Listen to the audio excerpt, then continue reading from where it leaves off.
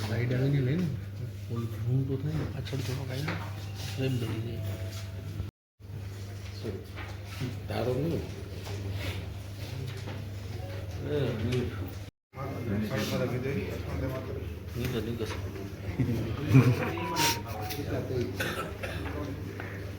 કેટલા પેજ છે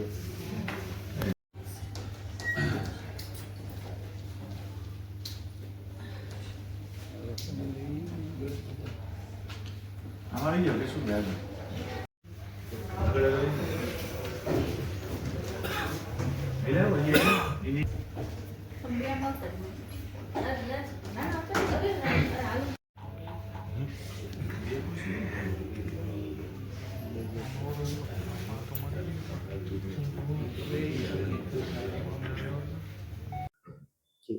આજરોજ મળેલ જામનગર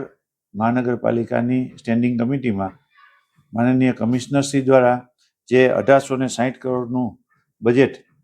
રજૂ કરવામાં આવેલ હતું તેમાં સુધારા વધારા સાથે 1854.10 કરોડનું બજેટને મંજૂર કરી અને જનરલ બોર્ડ તરફ પ્રસ્તુત કરવા માટે મોકલેલ છે. આ બજેટની અંદર માનનીય કમિશનરશ્રી દ્વારા 9.10 કરોડનો વિવિધ vehicle tax, water charge, solid waste collection charge જેવા ટેક્સમાં જે વધારો કરેલો હતો તે વધારો છે તે નામંજૂર કરવામાં આવેલ છે અને જૂના જે ટેક્સ દર હતા તે યથાવત રાખવામાં આવેલ છે. તે ઉપરાંત જામનગર શહેરની અંદર આદર્શ સ્મશાન ગૃહ જે તેમના સંચાલકો દ્વારા જે જામનગરના અંદર એની અંતિમ વિધિનો જે 1000 રૂપિયા ચાર્જ ચૂકવવો પડતો હતો તે પણ આ બજેટની અંદર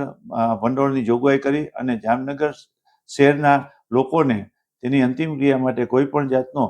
ચાર્જ ચૂકવવો ના પડે અને નિઃશુલ્ક અંતિમ વિધિ થાય તેના માટે માનનીય જામનગર અને દેવભૂમિ દ્વારકાના લોકપ્રિય સાંસદ પૂનમબેન માડમ દ્વારા આ અંગે યોગ્ય કાર્યવાહી થાય તેવી તેમની રજૂઆત હતી. તેમની રજૂઆતને ધ્યાને લઈ સંચાલકો સાથે પરામર્શ કરી અને આ ચાર્જ છે તે જામનગર મહાનગરપાલિકા દ્વારા ચૂકવવામાં આવશે તેવું આ ભંડોળની આ બજેટની અંદર ભંડોળની જોગવાઈ કરવામાં આવેલ છે. તે ઉપરાંત જામનગર શહેરના વિવિધ પર્યટક સ્થળો છે, પૌરાણિક સ્થાનો છે, જેની અંદર બહારથી જે પર્યટકો આવતા હોય તેને તે સ્થળ વિશેની માહિતગાર થાય તેના માટે મારું જામનગર નામના શીર્ષક નીચે તેની બહાર એક તેનો ઇતિહાસ છે એ પ્રદર્શિત કરવા માટેના વ્યવસ્થિત બોર્ડ લગાવવામાં આવે તેના માટે પણ વિશિષ્ટ બજેટની અંદર જોગવાઈ કરવામાં આવેલ છે. આ ઉપરાંત જામનગર શહેરની અંદર જે ધાર્મિક સ્થાનો આવેલા છે તેને મજબૂત કરવા માટે તે ધાર્મિક સ્થાનોની અંદર સોલાર પેનલ લગાવવાની હોય કે વોટર હાર્વેસ્ટિંગનું કામ કરવું હોય તેના માટે પણ તેના નિયમો અનુસાર જે ધાર્મિક સંસ્થાઓ આની અંદર આવતી હોય તેવી ધાર્મિક સંસ્થાઓને 2.5 લાખ રૂપિયા વર્ષે ફાળવવાનું પણ આ બજેટની અંદર જોગવાઈ કરવામાં આવેલ છે. તે ઉપરાંત જામનગર 2006 પહેલાંના જે ટેક્સ છે તેની ઉપર લાગેલા વ્યાજની